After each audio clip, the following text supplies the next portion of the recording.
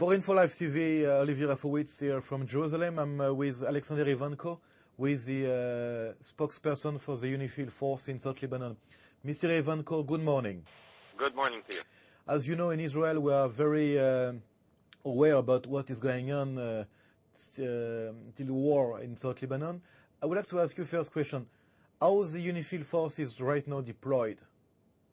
Well, the UNIFIL forces are deployed throughout the south.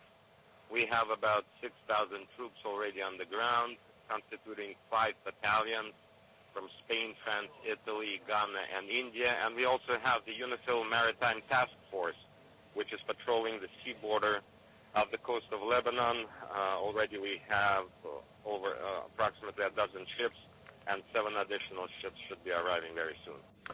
How many other troops are you expecting? Well, we're expecting additional troops in October and November, a couple of more battalions and also engineers, etc.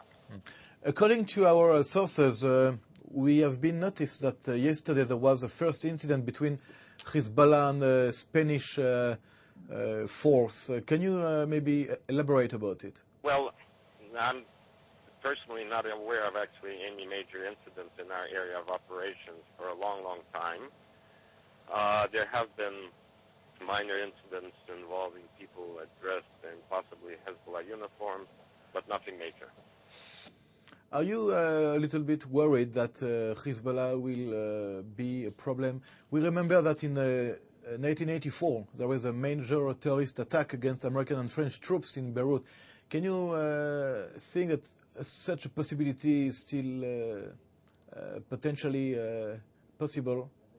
What I can tell you is the reality on the ground. The reality on the ground is that we do not see any armed Hezbollah fighters in our area of operations. The situation in South Lebanon is quiet and stable. There are basically no incidents whatsoever. However, this does not mean we are not vigilant. We have troops that are very well equipped.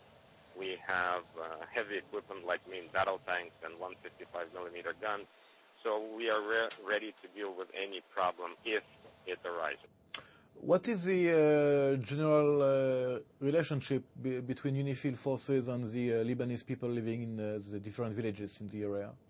Well, generally the relationship is quite good because, first of all, we provide a safe and secure environment for the population here.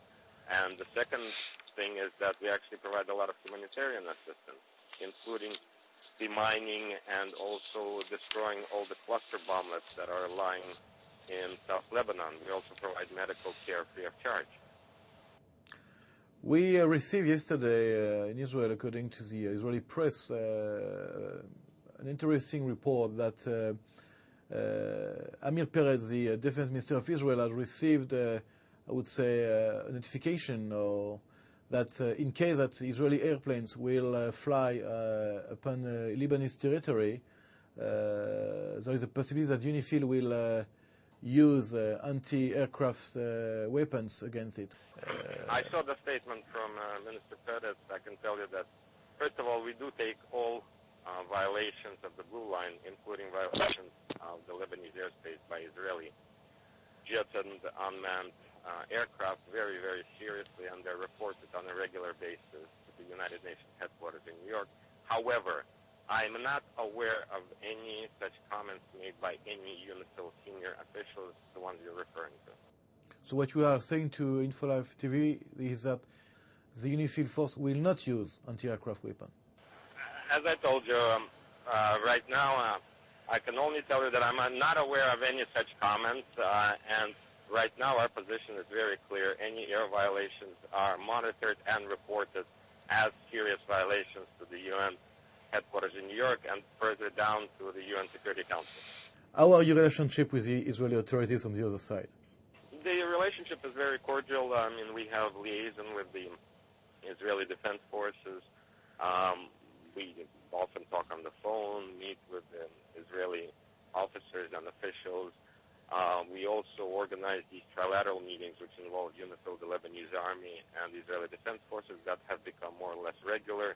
So the relationship is quite good. Good luck, sir, and do svidaniye. До свидания. Спасибо.